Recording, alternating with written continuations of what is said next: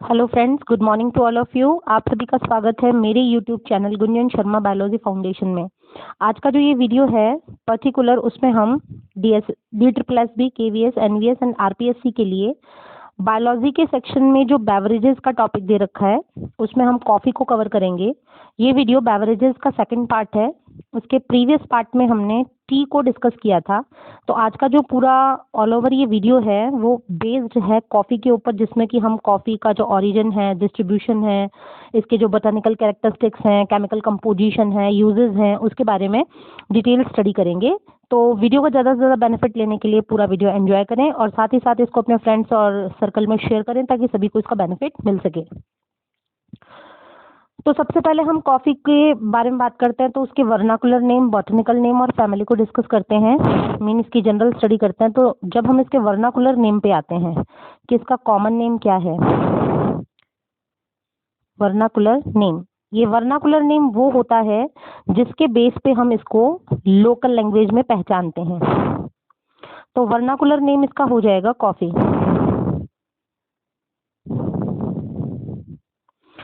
Next another thing, botanical name.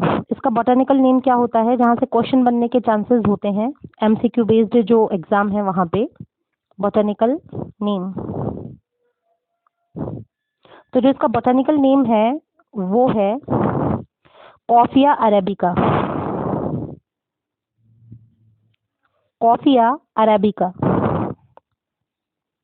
Coffea इसका genus है, arabica इसकी स्पीशीज है, coffea arabica.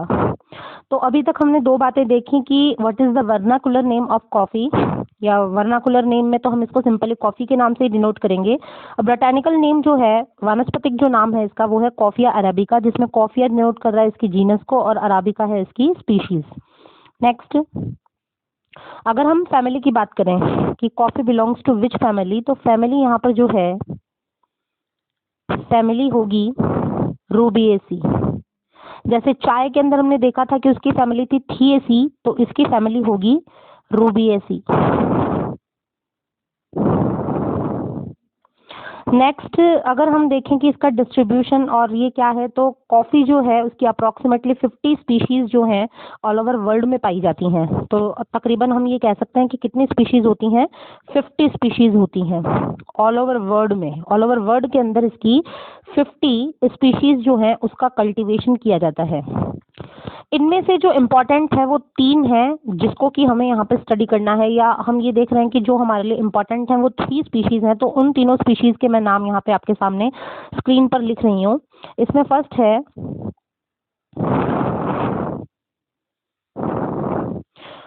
Coffea arabica. Coffea arabica, coffea arabica जो है ये अरेबियन कॉफ़ी है, इसको अरेबियन कॉफ़ी के नाम से भी जानते हैं, अरेबियन कॉफ़ी। सेकंड जो है वो है कॉफिया लिब्रिका। सेकंड इसमें होगी कॉफिया लिब्रिका।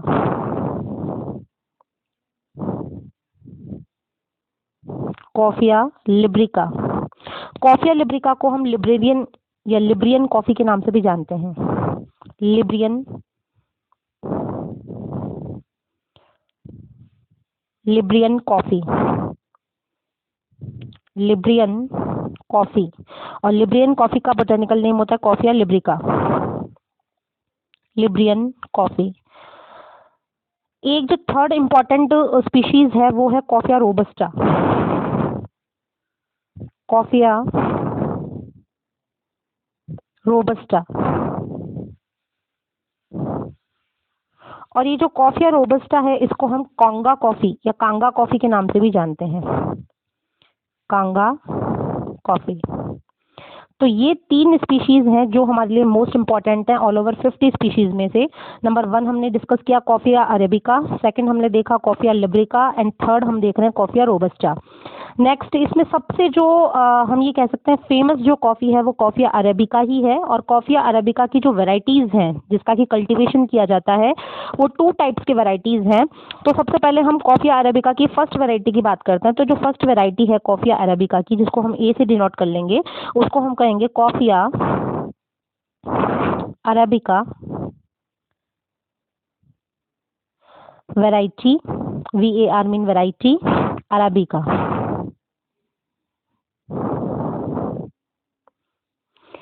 तो सबसे पहली जो वैरायटी होगी उसको नाम देंगे coffea arabica variety arabica, coffea arabica variety arabica.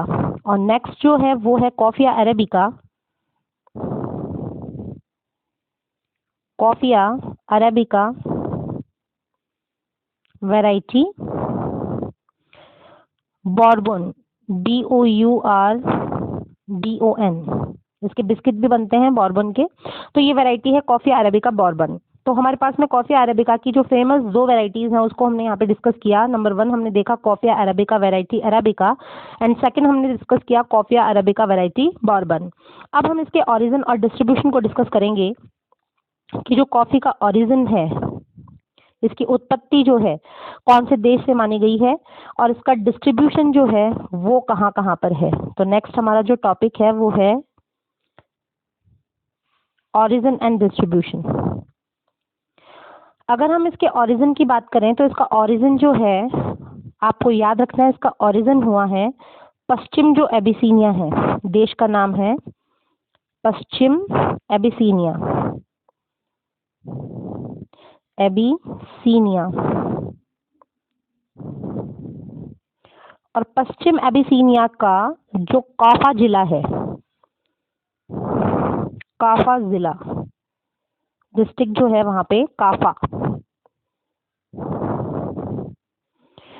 यहाँ इसका ओरिजिन माना गया है। तो आप याद रखिए कि जो कॉफ़िया है कॉफ़िया अरेबिका, उसका ओरिजिन कहाँ से हुआ है, पश्चिम एबिसीनिया के काफा जिले से, काफा डिस्ट्रिक्ट से इसका ओरिजिन हुआ है। अब अगर हम इसके प्रोडक्शन की बात करें कि इसमें प्रोडक्शन में नंबर 1 पे कौन है, सेकंड पे कौन है, तो हमारा जो नेक्स्ट टॉपिक होगा डिस्कशन का वो होगा कि कॉफ़ी के उत्पादन क्षेत्र में प्रथम कौन है। तो आप हेडिंग बना सकते हैं कॉफ़ी के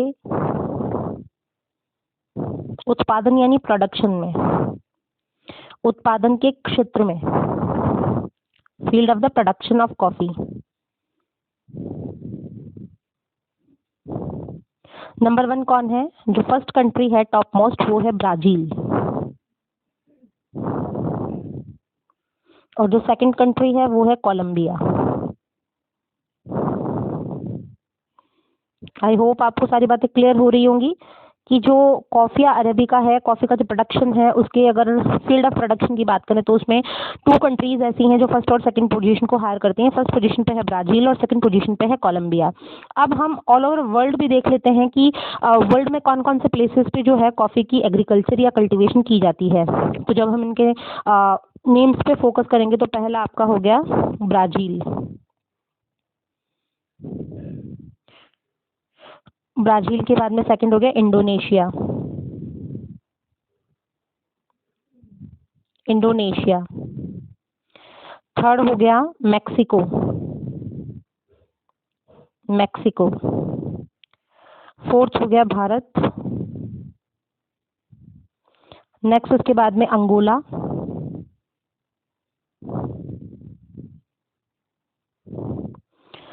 अंगोला के बाद में कीनिया, कीनिया के बाद में ग्वाटेमाला,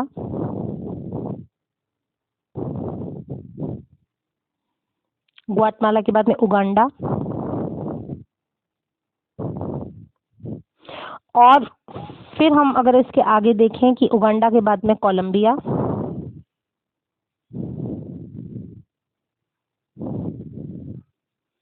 कोलंबिया के बाद में नेक्स्ट वेनेजुएला,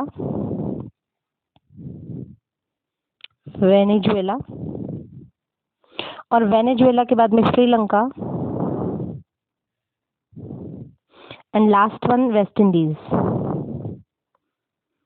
तो पूरे वर्ल्ड के अंदर अगर हम कंट्रीज़ को देखें तो इन कंट्रीज़ के अंदर जो हमने डिस्कस किए, यहाँ पे ब्राज़ील है, इंडोनेशिया है, मेक्सिको है, भारत है, अंगोला है, कीनिया है, ग्वाटेमाला है और उगांडा है, उसके बाद में Colombia, Venezuela, Sri Lanka, West Indies, इन सभी कंट्रीज़ के अंदर हम कॉफ़ी की जो है कल्टीवेशन को देखते हैं, इसका प्रोडक्शन देखते हैं।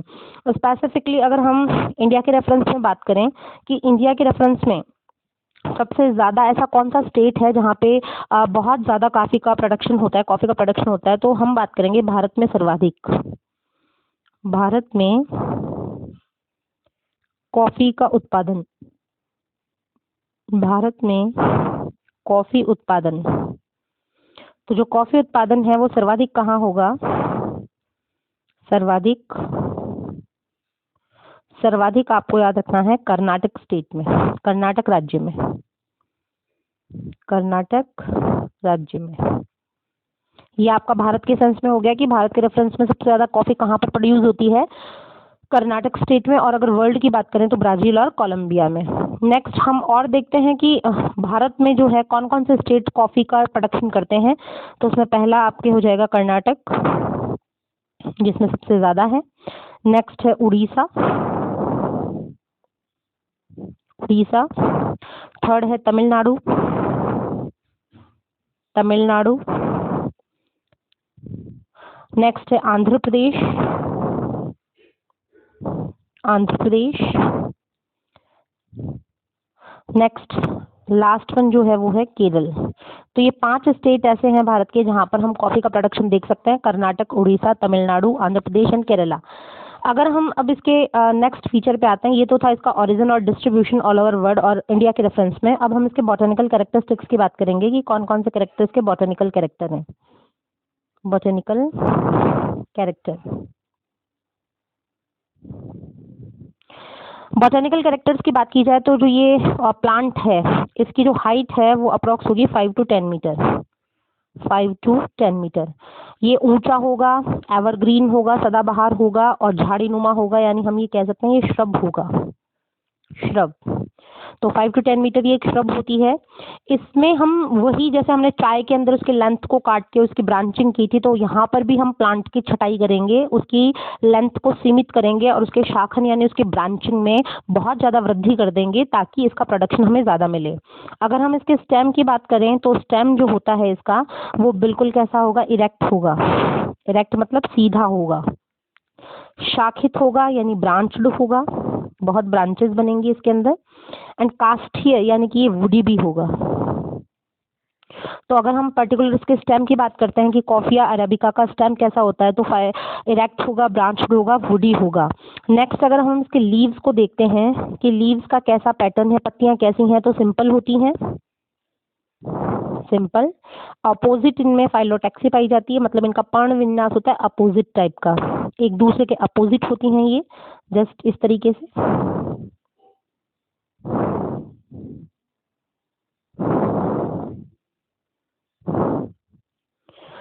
तो यहाँ पर जो लीव्स हैं वो सिंपल हैं, अपोजिट हैं। और अगर फिर हम और आगे बात करें कि सिंपल और अपोजिट के अलावा कैसी हैं, चमकीली हैं, चर्मिल हैं, यानी कि इनके ऊपर एक लेयर पाई जाती है लेदर की। अंतरानुपत्री यानी इंटरपेट्यूलर है, इंटरपेट्यूलर आप लिख सकते हैं, इंटरपेट्यूलर। पेट्यूल आपको पता है ही, नहीं पता तो हम एक बार डायग्राम और देख लेते हैं। This is the leaf base, this is the petiole,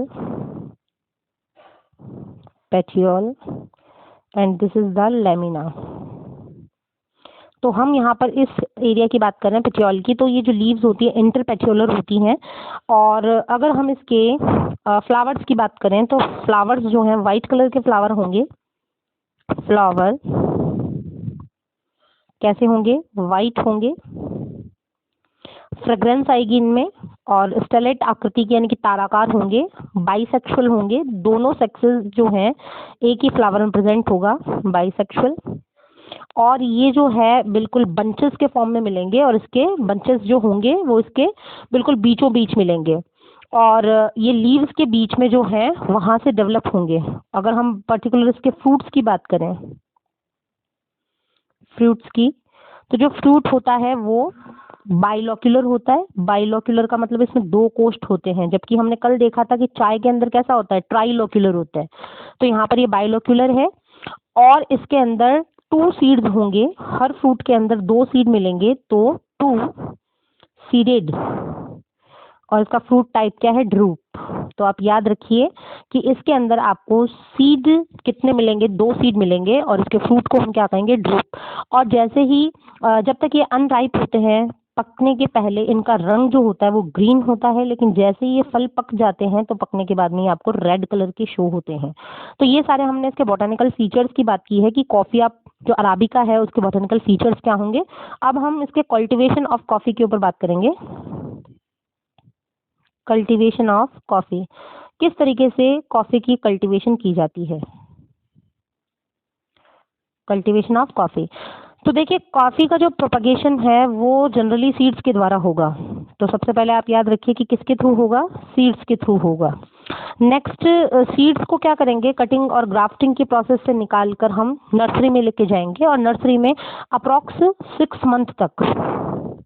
6 month तक कॉफ़ी का जो प्लांट है वो रेनी सीजन के दौरान जैसे जैसे डेवलप होगा, तो रेनी सीजन में उसको निकाल के आफ्टर 6 मंथ हम उसको जो एग्रीकल्चर फील्ड है, एग्रीकल्चर जो हमारा फील्ड है वहाँ पर उसको क्या करेंगे, ट्रांसप्लांट कर देंगे। तो आपको ये देखना है कि जो सीड्स होते हैं कटिंग और ग्राफ्टिंग के थ्रू नर्सरीज में इनकी प्रोपागेशन की जाती है, और आफ्टर 6 मंथ हम जो रेनी सीजन आता है उसके दौरान इन प्लांट्स को निकाल कर एग्रीकल्चर फील्ड में ले जाते हैं। अगर हम पर्टिकुलर एग्रीकल्चर की बात करें तो एग्रीकल्चर के लिए छायादार, सीढ़ीदार और जो ढलवा पर्वतीय स्थान होते हैं वो बहुत ज़्यादा उपयुक्त माने जाते हैं। यानी वहाँ पे छाया होनी चाहिए, शेडेड प्लेसेस होने चाहिए। सीढ़ीदार और ढलवा जो मतलब स्लोपी एरियाज होते हैं, हिली एरियाज होते हैं, वहाँ पर कॉफ़ी का जो एग्रीकल्चर है वो ज़्यादा बेस्ट होगी। अगर हम इसके प्लांट्स की लेंथ को 5 to 10 मीटर की जगह 1 to 2 मीटर तक भी सीमित रखें तो भी हमारा प्रोडक्शन बहुत ज़्यादा होगा। और आफ्टर 3 to 4 मंथ के बाद में जो अप्रैल मंथ आता है उसके अंदर इसके जो फ्रूट्स हैं वो डेवलप होना स्टार्ट होते हैं। तो आपको यहाँ पर ये मेंशन करना है कि अप्रैल मंथ के अंदर इसमें क्या आना स्टार्ट हो जाते हैं, इसमें फ्रूट्स यानी जो ड्रूप फ्रूट है इसका वो बनना स्टार्ट हो जाता है, फ्रूट। नेक्स्ट उसके बाद में हम देखते हैं कि जो ये फ्रूट्स हैं लगभग 40 to 50 ईयर्स तक आते ही रहते हैं। 40 to 50 ईयर्स, 40 से 50 सालों तक एक शब्द से आपको सीड्स मिलेंगे। और 8 मंथ के बाद में हम इसको क्या करेंगे, अप्रैल से आफ्टर 8 मंथ हम इन सीड्स को क्या करेंगे, कलेक्ट करेंगे। और प्रति वर्ष अगर हम बात करें कि पर ईयर जो है इसका प्रोडक्शन कितना होता है, तो पर ईयर इसका प्रोडक्शन हो जाता है 200 to 300 किलोग्राम पर एकड़। तो अगर हम बात करें कि एक साल के अंदर प्रोडक्शन कितना होगा, 200 से लेकर 300 किलोग्राम पर एकड़ इसका उत्पादन हो सकता है। तो ये इसकी एग्रीकल्चर और कल्टीवेशन की हमने बात की। नेक्स्ट टॉपिक है हमारा प्रोसेसिंग ऑफ कॉफ़ी। तो प्रोसेसिंग ऑफ कॉफ़ी जो होती है वो 2 टाइप से हो सकती है, 2 स्टेप्स हैं इसके प्रोसेसिंग ऑफ कॉफ़ी। तो सबसे पहले हम फर्स्ट स्टेप की बात करते हैं। फर्स्ट स्टेप का मतलब है ड्राई मेथड। और जो दूसरा स्टेप है इसका वो है वेट मेथड। तो सबसे पहले हम ड्राई मेथड के ऊपर डिस्कस करेंगे। तो ड्राई मेथड में क्या किया जाता है, जो कॉफ़ी होती है उसके फ्रूट्स को धूप में सुखाते हैं और उसके पश्चात उसको कूटा जाता है, और कूटने से जो उसका छिलका है वो बिल्कुल अलग हो जाता है, और उसमें जो मशीन काम में ली जाती है उसको हम कहते हैं हलिंग मशीन। तो याद रखिए ड्राई मेथड में कौन सी मशीन यूज में आएगी, हलिंग मशीन। तो हलिंग मशीन के थ्रू इन बीजों को कूट कर इनके छिलके को क्या किया जाता है, अलग कर दिया जाता है। और आफ्टर दैट तो मशीन से निकालने के बाद में इन जो बीज हैं इनको भूना जाता है, गर्म किया जाता है, और उनको पीस कर इसका पाउडर बना के पैक किया जाता है। तो ये मेथड कहलाता है ड्राई मेथड। अगर हम पर्टिकुलर बात करें वेट मेथड की, तो वेट मेथड में पके हुए जो फल होते हैं, ड्रूप जो फ्रूट्स होते हैं, उनको पल्पिंग मशीन में डालते हैं, pulping machine.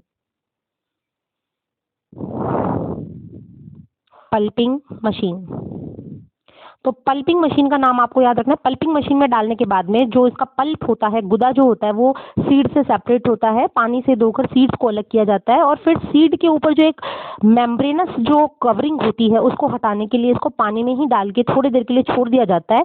After that fermentation के द्वारा हम इसके जो लेयर है, जो मेम्ब्रेन की लेयर है, फर्मेंटेशन की प्रोसेस से उस लेयर को सेपरेट करते हैं और फिर बीजों के ऊपर पॉलिश करके उनको सुखाकर और फिर वापस से उनको ड्राई किया जाता है, उनको भूना जाता है और भूनकर उनका पाउडर बना के पैक किया जाता है। तो इस तरीके से ये दो मेथड्स हैं, ड्राई मेथड और वेट मेथड। इनके थ्रू कॉफ़ियों की जो है, कॉफ़ीज़ की जो पैकिंग होती है और सबसे ज़्यादा स्वाद जो आता है कॉफ़ी के अंदर वो वेट मेथड के थ्रू ही आता है। अगर हम इसके केमिकल प्रॉपर्टीज़ की बात करें तो नेक्स्ट हमारा जो टॉपिक है वो है chemical characteristics. Chemical characteristics, chemical character. क्या क्या केमिकल कैरेक्टर हो सकते हैं कॉफ़ी के अंदर? तो दो ही केमिकल कैरेक्टर होंगे। पहला तो होगा जो टेस्ट है, फ्रेग्रेंस है वो, और फिर होगा स्टिमुलेंट गुण। उसका स्टिमुलेंट कैरेक्टर कैसे होगा, रिफ्रेशिंग कैरेक्टर किसके कारण है। तो हम एक तरफ लिखेंगे कैरेक्टरिस्टिक्स और एक तरफ लिखेंगे केमिकल कि किसकी वजह से उसके अंदर वो प्रोसेस हो रही है। तो जो पहला है taste and fragrance. Taste and fragrance जो आता है कॉफ़ी के अंदर वो किसकी वजह से आता है?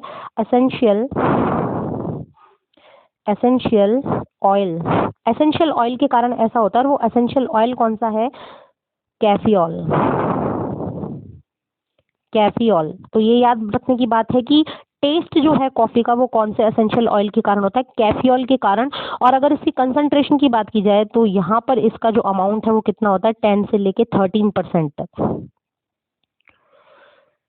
एसेंशियल ऑयल कैफीन कितना होगा? 10 से लेके कैफियोल कितना होगा? 10 से लेके 13% तक होगा। नेक्स्ट हम इसके फीचर की बात करते हैं, इसका स्टिमुलेंट पावर, स्टिमुलेंट कैपेसिटी।